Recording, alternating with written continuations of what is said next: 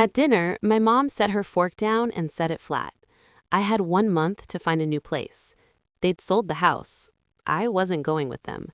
No warning, no discussion. My dad stared at his plate. My brother smiled. By morning, their suitcases were gone, and the house in Oregon echoed like I'd never lived there. 6 months later, my phone buzzed with a message from my mom asking why I was still there. I laughed. She had no idea who owned that house.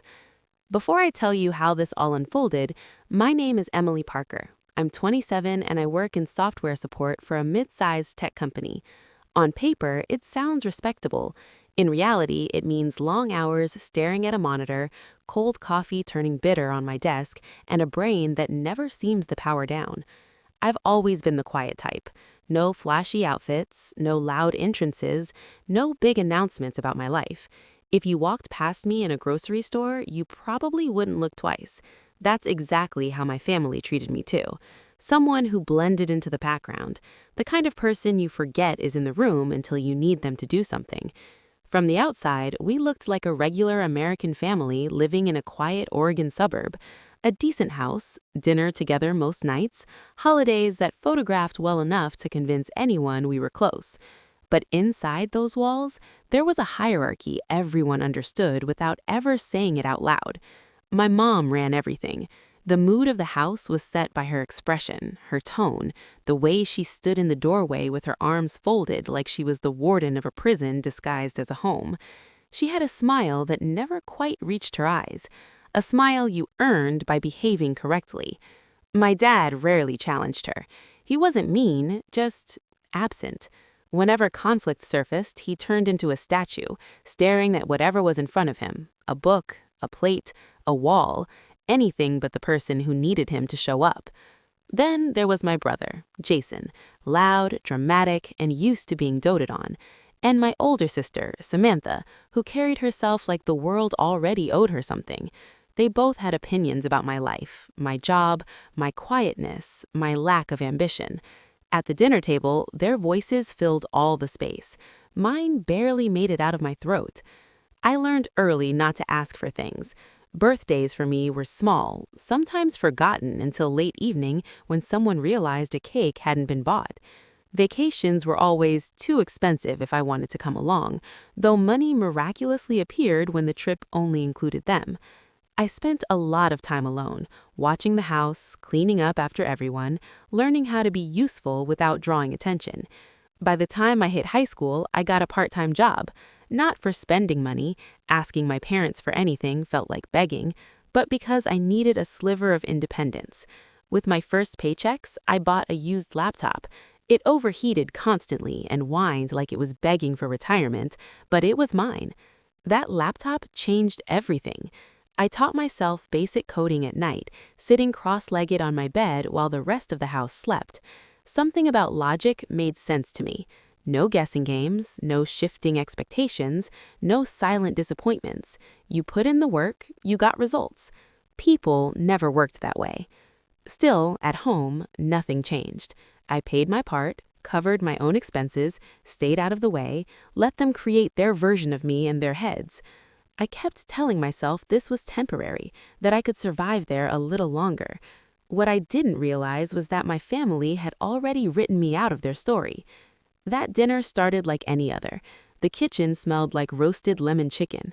Plates clinked. My mom moved with that tight, efficient energy she got when she was seconds away from announcing something she'd already decided long before we sat down. I sat in my usual seat, shoulders still tense from work. My dad cleared his throat once, then retreated into silence. My brother and sister whispered to each other, smirking like they were sharing a joke with no intention of including me. Halfway through the meal, my mom set her fork down and folded her hands neatly, like she was conducting a meeting instead of talking to her family. "I need everyone's attention," she said, calm as ever. Then, "especially yours, Emily." Something tightened behind my ribs. She didn't raise her voice. She never had to. She announced the news as casually as she were reading out a shopping list. The house had been sold. The paperwork was finalized. They were moving the following morning. I blinked at her, confused. Moving? Where? She shook her head lightly. That's not important. What matters is that you'll need to find somewhere else to live. You have 1 month.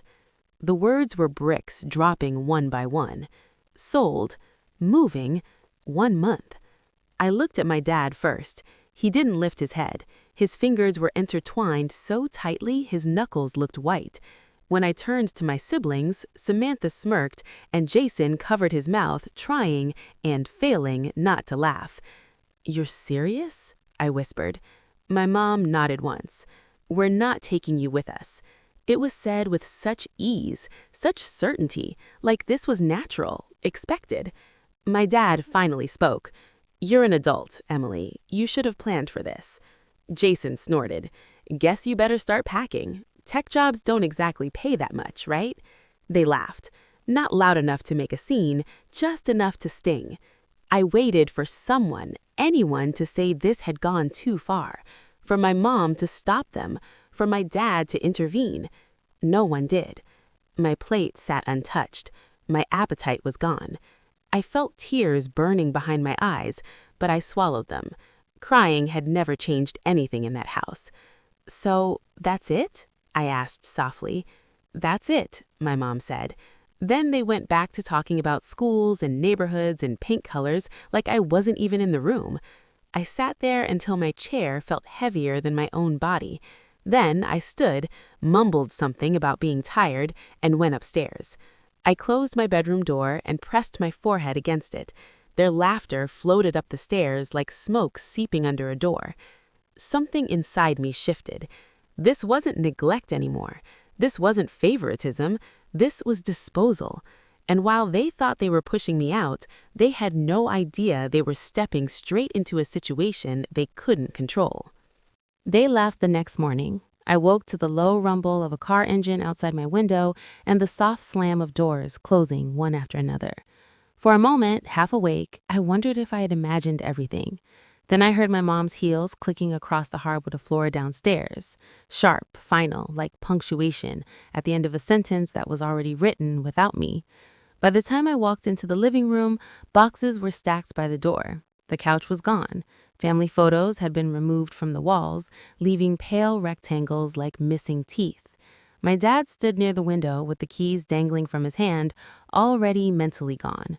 My mom glanced at me only long enough to remind me, "You've got a month, Emily. Don't make this harder than it needs to be." Harder for who? My brother and sister breezed past me carrying bags, laughing about their new rooms, their new neighborhood, their new beginning. No hug, no acknowledgement, nothing. The front door closed behind them and the house fell silent. Not peaceful, emptied, hollow, a space stripped of sound and warmth. I stood there long after their car disappeared down the street, letting the silence press itself around me. Each footstep echoed.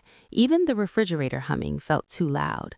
I walked through the house slowly, room by room, touching bare walls, running my fingers over empty shelves. My childhood home wasn't a home anymore, just a shell. And somehow, I was the only thing left inside it. That was when the truth settled into my chest, not like panic, but like a stone dropping into place. They hadn't argued, they hadn't hesitated, they didn't discuss, they didn't wonder how I managed. They simply decided I didn't matter. I sank onto the living room floor, leaned back against the wall, and stared at nothing. Usually, this would be the moment I'd cry or blame myself or replay every conversation, wondering what I'd done wrong. But instead, something colder moved in, something steady. Because this wasn't sudden, it only felt sudden. The signs had been lining up for years. 2 months earlier, I'd been scrolling through listings on a real estate site, not seriously looking, but wondering what moving out might feel like. That's when I saw it.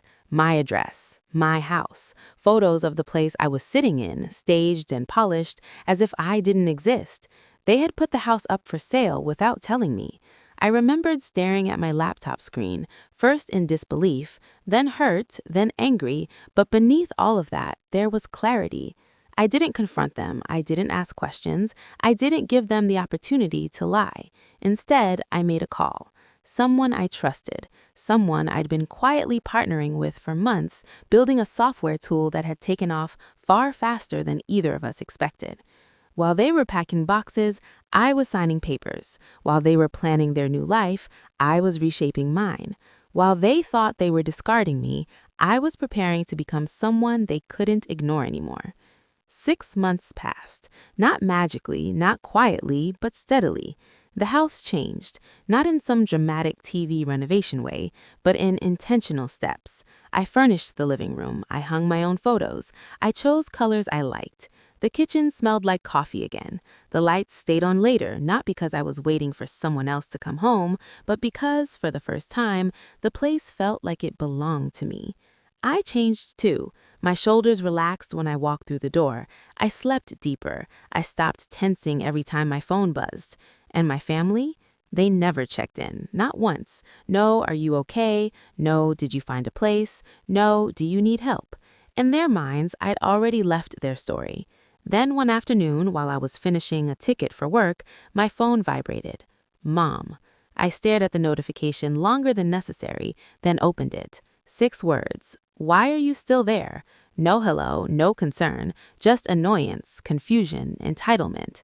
I laughed under my breath, the kind of laugh that comes when everything finally snaps into place. I didn't reply. An hour later, another message, a missed call, then another. I ignored them all until my workday ended. When I finally closed my laptop, I felt calm, grounded. They were about to discover what they'd done, and I wasn't going to rush it.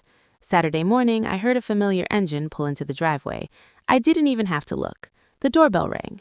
I smoothed my sweater, took a slow breath, and opened the door.